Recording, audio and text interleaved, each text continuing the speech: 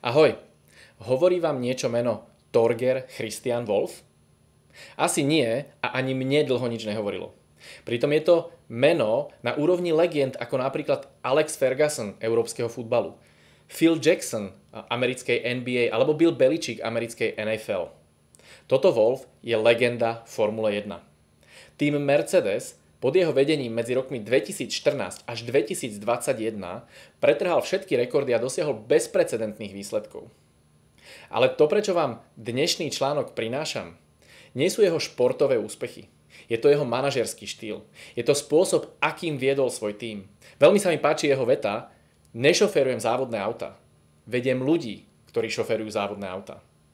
A spôsob, akým sa snažil cielene tvoriť kultúru, akým staval ľudí do centra pozornosti, to je to, čo je v Harvard Business Review štúdii z roku 2021 tá najzaujímavejšia časť líderského pôsobenia Tota Wolfa.